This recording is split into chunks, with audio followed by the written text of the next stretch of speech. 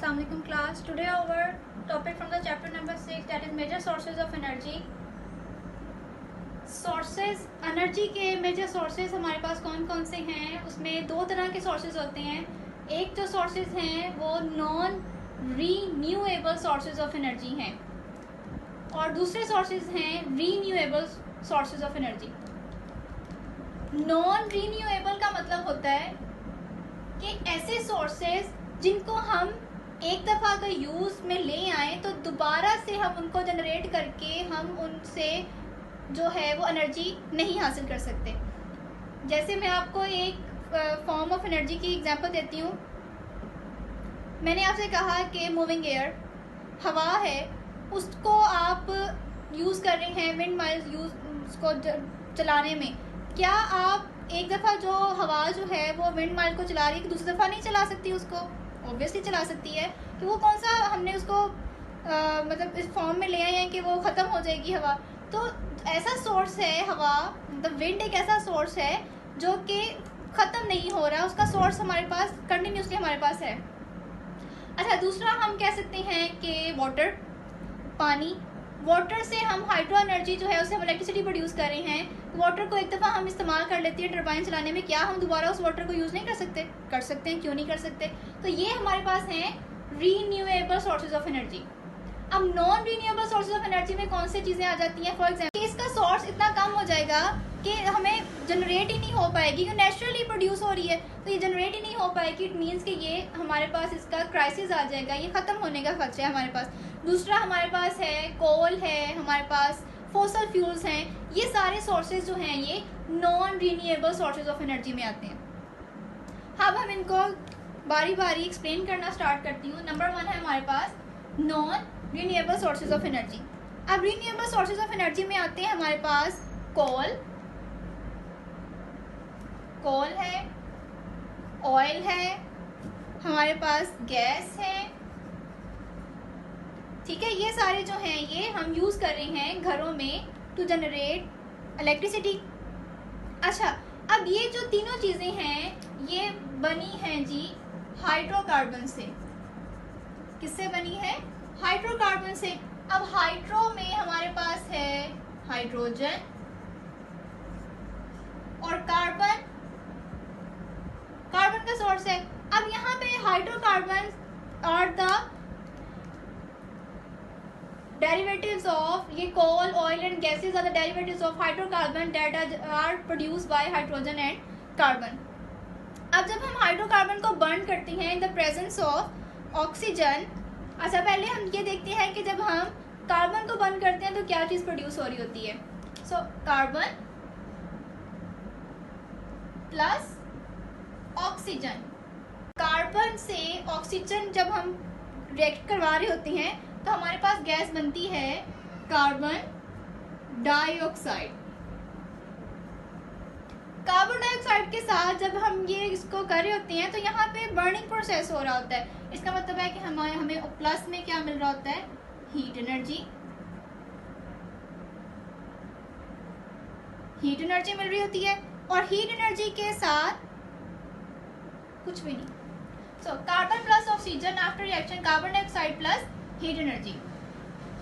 अच्छा, उसके बाद अगर मैं यहाँ पे हाइड्रोकार्बन्स को बर्न करूँ, हाइड्रोकार्बन्स को अगर मैं यहाँ पे ऑक्सीजन की प्रेजेंस में इनको बर्न करूँ तो हमारे पास आएगा कार्बन डाइऑक्साइड जो कि कार्बन और ऑक्सीजन के मिलने से बनेगा. कार्बन डाइऑक्साइड, हाइड्रोजन और ऑक्सीजन से हमारे पास आएगा वाटर. अच्छा, उसके बाद मैंने कहा था कि बर्निंग प्रोसेस है तो हमें और क्या मिलेगा? हीट एनर्जी मिलेगी. ठीक है. अब ये जो प्रोसेसेस हैं अगर ये एक दफ़ा में हो जाएं तो दोबारा से अकर नहीं करते. अच्छा, अब हम ये देखते हैं कि फॉसिल फ्यूल्स प्रोड्यूस कैसे हो रहे होते हैं.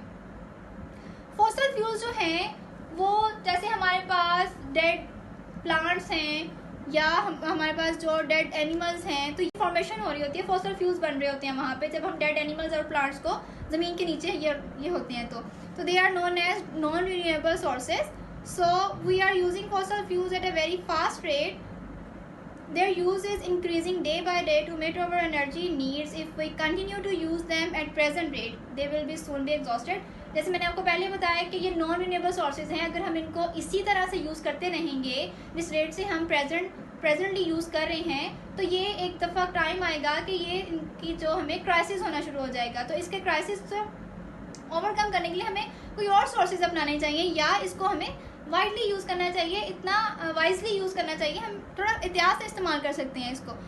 अच्छा, दूसरा ये कि फॉसिल फ्यूल्स जो हैं ये डिफरेंट जो डिजीज़ हैं वो भी कॉज करते हैं. हार्मफुल वेस्ट होता है इसका. अच्छा, अब ये जो डिजीज़ हैं वो कौन सी कॉज कर रहे हैं? So number 1, headache, tension, nausea, allergic reactions, irritation of eyes, nose and throat. So ये जो है ये हाइड्रोकार्बन्स को जब हम बर्न कर रहे होते हैं तो उसके बाद ये जो हमें इसके कॉजेज़ होते हैं ये.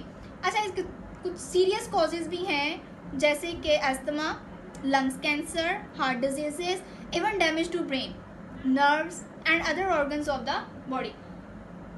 सो एक तरफ से ये हमारे लिए बेनिफिशियल भी हैं, हम इनको इजीली चीप हैं, ये हमसे हम अपने एनवायरनमेंट को सेफ रख सकते हैं. कुछ फिल्टर्स होते हैं जो यूज़ करने चाहिए जो कि कार्बन डाइऑक्साइड को प्रेजेंस को कन्वर्ट कर सकते हैं या हीट एनर्जी को, अब जो हीट का सोर्सेज है उसको अपने अंदर उसको वैनिश कर लेते हैं. कुछ इस तरह से होती हैं जो इसको वाइजली अगर हम इस्तेमाल करें तो इसका इतना ज़्यादा हमारे लिए हार्मफुल नहीं हो सकता ये.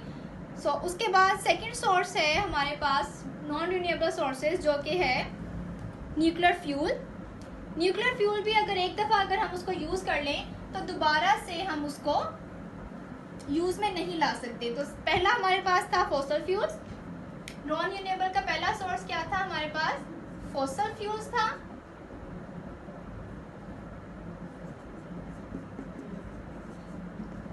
दूसरा हमारे पास है न्यूक्लियर फ्यूल. अब न्यूक्लियर फ्यूल में हमारे पास मेजर क्या है? हमारे पास है जी यूरेनियम. अब न्यूक्लियर फ्यूल में क्या हो रहा होता है कि यूरेनियम जो है वो स्प्लिट अप हो रहा होता है.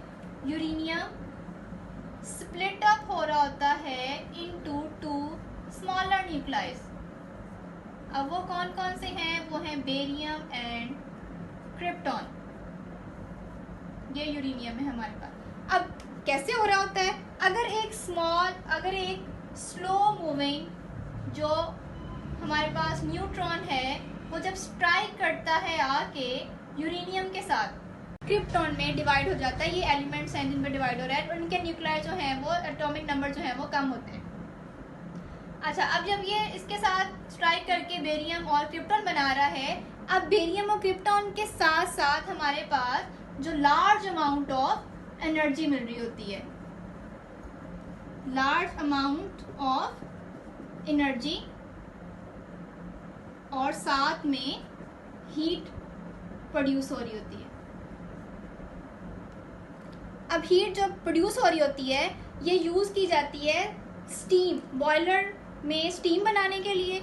अब ये स्टीम जब बनती है तो ये जो है ये टरबाइंस को रन करती हैं. ये टरबाइंस जो हैं वो आगे जनरेटर चलाते हैं और जनरेटर से हमें क्या मिलती है? इलेक्ट्रिसिटी मिल रही होती है. So in nuclear power plants we get energy as a result of fission reaction. ये फिशन रिएक्शन है जो स्लो मूविंग न्यूट्रॉन स्ट्राइक करता है तो बेरियम और क्रिप्टॉन में डिवाइड हो जाता है. Heavy atoms such as uranium atoms split up into the smaller parts, releasing a large amount of energy.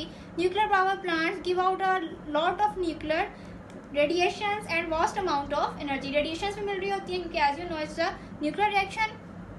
A part of this heat is used to run power plants while a lot of heat goes waste into the environment. This is also harmful. जो इसकी जो heat है वो environment में release की जा रही होती है. That is not a good way.